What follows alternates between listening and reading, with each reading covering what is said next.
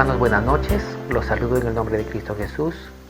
Quiero invitarles a abrir sus Biblias en el libro de Segunda de Pedro, capítulo 3, versículos 5, 6 y 7. Pero antes tengamos una palabra de oración. Oremos. Padre amado, bendito Dios, te damos gracias que nos permites acercarnos a tu palabra. Bendícenos, háblanos, edifícanos. Transfórmanos, Señor, a la imagen de tu Hijo Jesucristo. Quita, Señor, toda impiedad, todo pecado, Señor, y que tu palabra, Señor, nos ayude en nuestra vida espiritual. Te lo pedimos en el nombre de Jesús. Amén. Demos lectura al libro de Segunda de Pedro, capítulo 3, versículo 5. Dice así: Estos ignoran voluntariamente que en el tiempo antiguo fueron hechos por la palabra de Dios los cielos y también la tierra, que proviene del agua y por el agua subsiste. Por lo cual el mundo de entonces pereció anegado en agua. Pero los cielos y la tierra que existen ahora están reservados por la misma palabra, guardados para el juicio en el día del juicio y de la perdición de los hombres impíos. Bien, hermanos, vamos a desarrollar estos versículos. He separado 5 puntos. En el versículo 5 hay 3 puntos. Hablaremos sobre los que ignoran voluntariamente. Luego hablaremos acerca de Dios que hizo los cielos y la tierra. Y también en este versículo hablaremos sobre qué significa que la tierra proviene del agua y es sustentada con el agua. Luego en el versículo 6 hablaremos del cuarto punto acerca del diluvio. Y en el versículo 7 hablaremos del quinto punto acerca del día del juicio. Bien, entonces empecemos. El versículo 5. La primera parte dice así: estos ignoran voluntariamente. La pregunta es, ¿quiénes son estos? Si retrocedemos al versículo 3, que fue la cita bíblica que predicó la semana pasada nuestro hermano Iván Reyes, nos dice: sabiendo primero esto, que en los postreros días vendrán burladores, andando según sus propias concupiscencias. Entonces, estos del versículo 5 son los burladores del versículo 3. ¿Y qué es lo que hacen? Ignoran voluntariamente. Buscando el significado de la palabra ignorar en el diccionario, nos da 2 connotaciones esta palabra ignorar. La primera connotación es falta del saber o falta de conocimiento, o también falta de experiencia, ¿no? Desconocer una materia, podemos decir ignoro acerca de este tema u otro tema, o no tener experiencia en haber realizado algo, manejar algún vehículo, algún transporte, uno puede decir ignoro, ¿no? Y es una palabra bien dicha. Pero la segunda connotación de la palabra ignorar es no hacer caso o fingir no tener conocimiento de ella. Por ejemplo, si un esposo llega a su casa molesto, perturbado, llega renegando y levanta la voz, entonces ella comprende y piensa que él ha tenido un mal día y por eso está renegando y por eso está hablando esas palabras, pero yo no quiero molestarme con él, no voy a discutir con él, así que decido ignorarlo, ¿no? No haré caso a sus palabras, no me daré por ofendida, por aludida, y entonces toma la decisión de ignorarlo. En ese sentido podemos entender la segunda connotación, no hacer caso o fingir no tener conocimiento. Pero bien, los hombres aquí del versículo 5 dice que estos ignoran voluntariamente. Lo que quiere decir es que han tomado la decisión consciente de no hacer caso a la verdad de la palabra de Dios. Y eso los hace doblemente responsables. No se trata de personas que ignoran por desconocimiento, sino porque ellos toman la decisión consciente de no hacer caso de la palabra de Dios. Y como bien ya se leyó el versículo 3, se burlan inclusive de Dios, de la palabra de Dios, de los creyentes, de aquellos que abrazan la fe cristiana. Entonces son estas personas que conocen la verdad, pero deciden no hacerle caso. Y lo peor de todo es que, como ya lo mencioné, se burlan de ello, ¿no? Bueno, entonces veamos qué es lo que han decidido voluntariamente no creer. La siguiente frase del versículo 5 dice que en el tiempo antiguo fueron hechos por la palabra de Dios los cielos y también la tierra. Ellos entonces deciden no creer en el Creador, en Dios como el Creador. Y eso nos lleva al Génesis capítulo 1, versículo 1, que dice: en el principio creó Dios los cielos y la tierra. Y cuando tú y yo leemos Génesis 1.1, tenemos que tomar una decisión. Génesis 1.1 demanda fe desde el inicio. Entonces la decisión que nosotros mostremos frente a la palabra de Dios, frente al primer versículo de la Biblia, va a determinar nuestro destino eterno.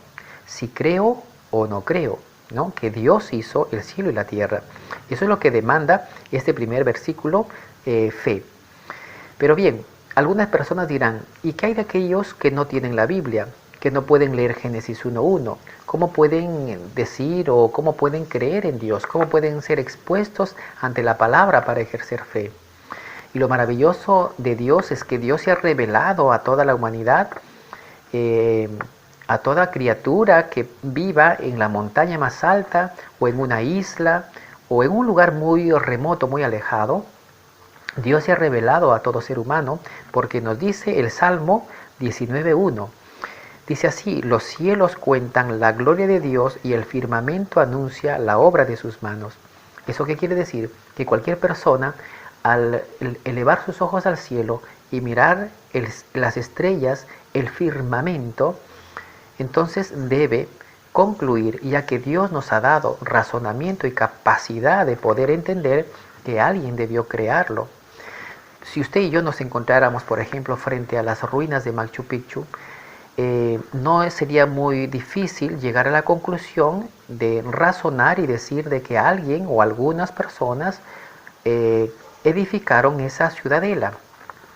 Si nos encontráramos, por ejemplo, en un museo de arte donde se están exponiendo pinturas, obras muy hermosas, no es difícil comprender de que alguien tuvo que hacer esas pinturas, esas obras hermosas. Pero, sin embargo, cuando nosotros miramos a las personas que niegan a Dios, ¿no? Que han decidido voluntariamente ignorar las cosas de Dios, lo que estas personas están haciendo realmente es lo que dice Romanos capítulo 1, versículo 18. Permítanme leerlo. Dice así: porque la ira de Dios se revela desde el cielo contra toda impiedad e injusticia de los hombres, que detienen con injusticia la verdad. Porque lo que de Dios se conoce les es manifiesto, pues Dios se lo manifestó, porque las cosas invisibles de Él, su eterno poder y deidad, se hacen claramente visibles desde la creación del mundo, siendo entendidas por medio de las cosas hechas, de modo que no tienen excusa. Entonces imagínense, estas personas a las cuales Dios muestra su ira, detienen con injusticia la verdad. Dios les ha revelado su eterno poder, su deidad, mediante la creación, y ellos deciden no creer. Quiero contarles lo que me ocurrió una vez en la universidad.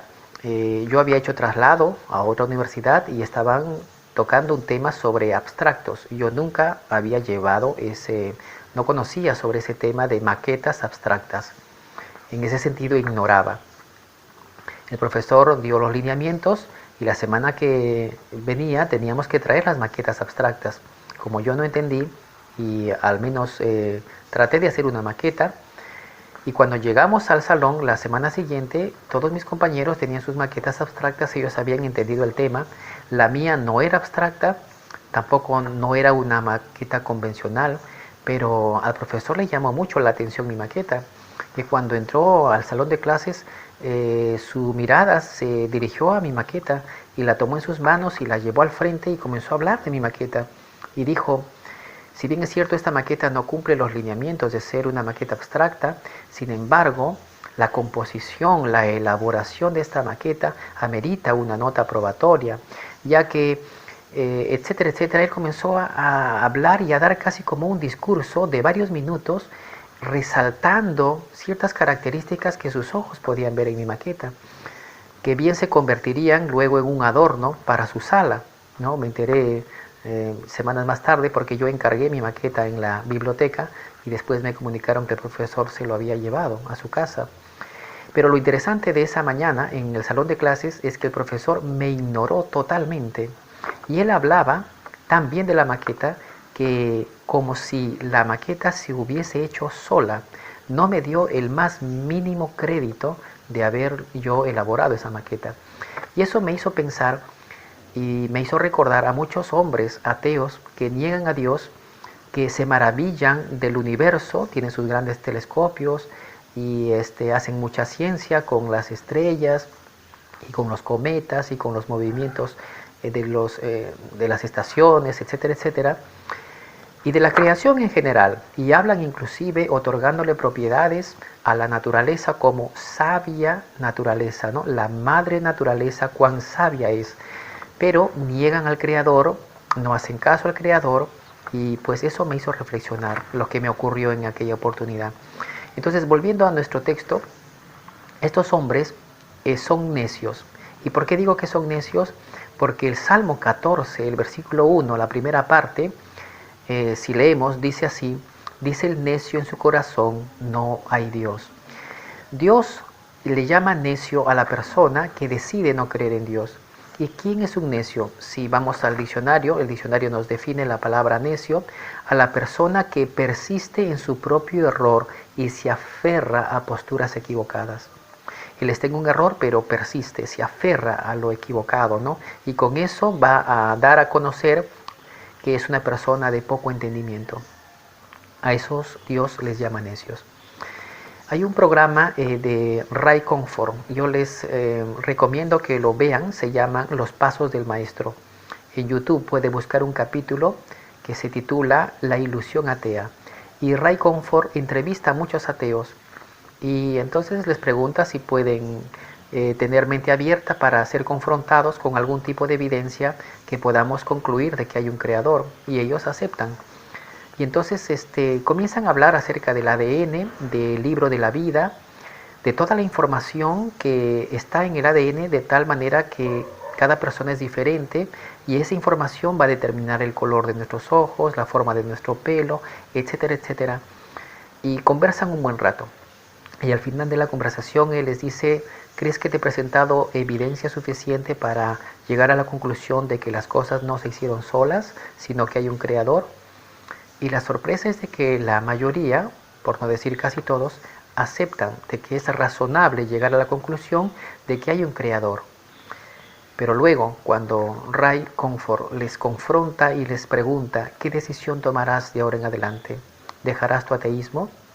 Y para sorpresa, muchos de ellos dicen: no, seguiré con mi ateísmo. No están dispuestos a seguir, no están dispuestos a renunciar el ateísmo. Ellos quieren persistir en su ateísmo. Y cuando nuevamente los confronta y les dice: te das cuenta que tu razón te lleva a entender de que hay un creador, pero tú decides a pesar de ello seguir siendo ateo, ¿qué puedes decir de esto? Y uno de ellos dice: me miento a mí mismo. O sea, saben que se mienten a sí mismos, pero persisten en su error. A eso Dios les llama necios.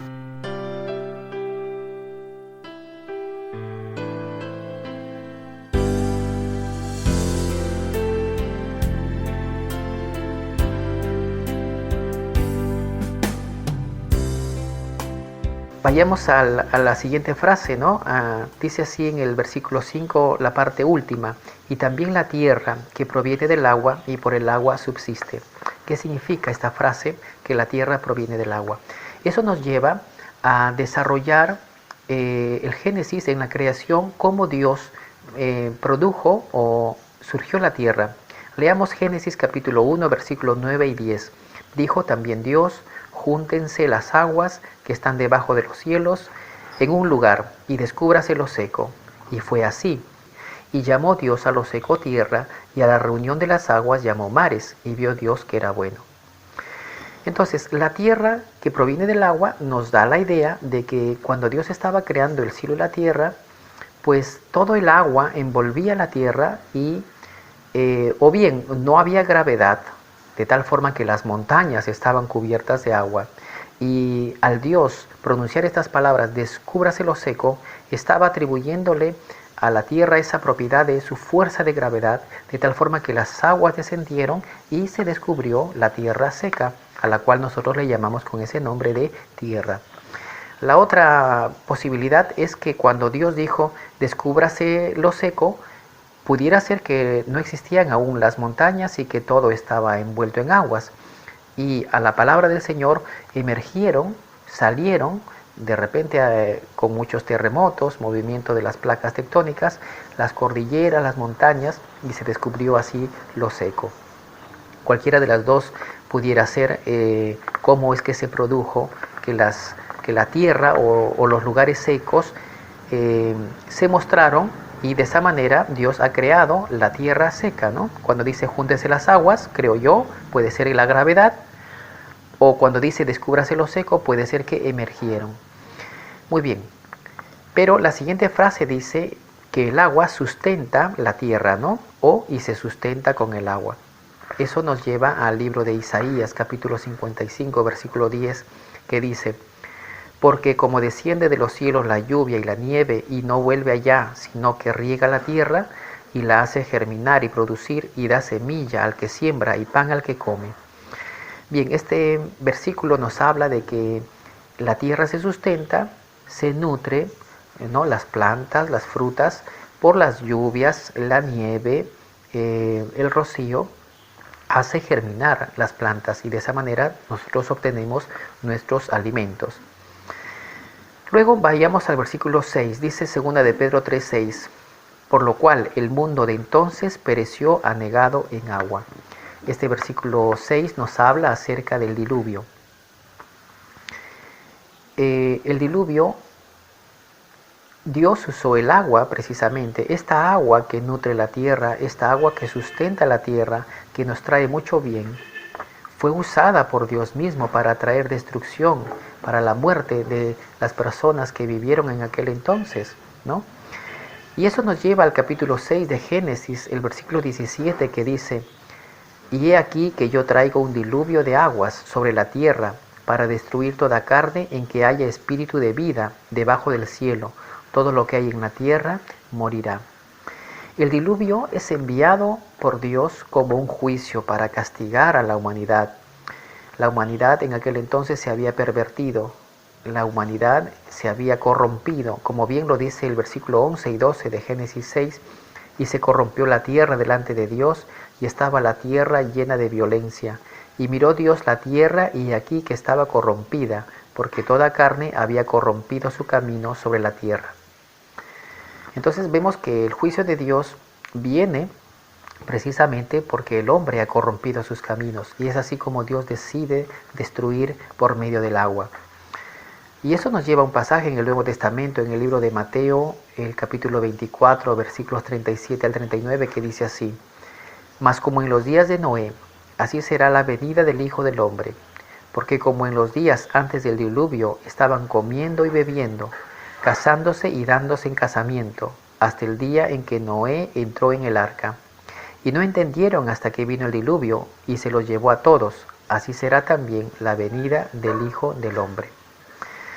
Entonces nosotros debemos entender de que Dios, que tiene poder y que es el creador del cielo y de la tierra, y que el agua que sustenta la tierra fue usada para la destrucción del diluvio, llegará el momento en que cuando Jesucristo venga, también destruirá la tierra, pero ya no será con diluvio.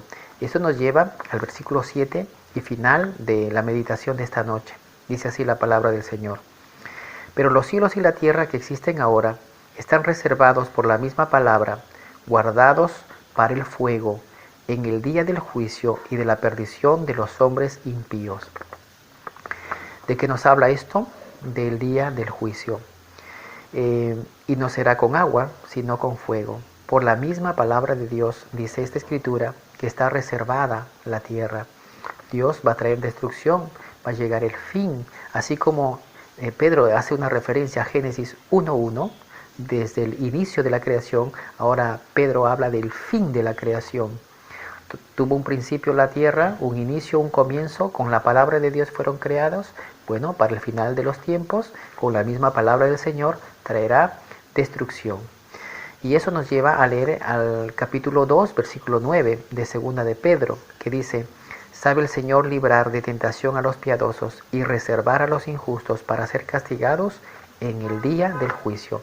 Se viene un día, el día del Señor, en el cual traerá retribución, traerá castigo. Y también nos dice el versículo 10 del capítulo 3, segunda de Pedro 3:10, pero el día del Señor vendrá como ladrón en la noche, en el cual los cielos pasarán con gran estruendo, y los elementos ardiendo serán deshechos, y la tierra y las obras que en ella hay serán quemadas. Bien, hermanos, vemos cómo Pedro de manera magistral habla acerca del inicio de la creación y del fin de la creación, de que Dios usó el agua al inicio para crear y también para nutrir la tierra, y con esa misma agua trajo destrucción. Pero para el final de los tiempos, por su palabra está reservado también la destrucción de la tierra, ya no por agua, sino por fuego. Y los que ignoran voluntariamente, los necios, los que han decidido no creer en Dios, pues se aferran a su necedad, pero serán castigados en el día del Señor. Y que esta reflexión, esta lectura, este tiempo que hemos tenido, nos lleve al arrepentimiento. A las personas necias a dejar su necedad, a dejar su insensatez, a los burlones, tener conocimiento de antemano que serán destruidos si es que no se arrepienten. Y a nosotros, a la iglesia del Señor, tener la seguridad y la confianza que así como Dios guardó del diluvio a su siervo Noé, nosotros seremos guardados también por su palabra de la destrucción del fin de los tiempos. Que Dios bendiga su palabra. Tengamos un momento de oración. Padre eterno Dios, te damos gracias, Señor, por estos versículos que hemos leído. Sabemos, Señor, que los que se burlan de ti serán un día castigados, un día destruidos. Aquellos que niegan tu palabra, que niegan la verdad, que voluntariamente han decidido ir en contra de tus enseñanzas. Pero para nosotros, los que creemos, afirmamos nuestra fe, Señor. Tú eres Dios, tú creaste el cielo y la tierra, oh Dios eterno, y trajiste castigo y juicio a los perversos. Así será en el tiempo de tu venida, Señor. Destruirás al malvado con el resplandor de tu venida, Señor. Traerás juicio para las naciones. Y juzgarás el pecado de la humanidad. Juzgarás, Señor, a los impíos. Y a tus hijos darás vida eterna, porque así lo has prometido. Te damos gracias, Señor. Esta es nuestra oración que elevamos a ti, en el bendito nombre de Cristo Jesús. Amén y amén.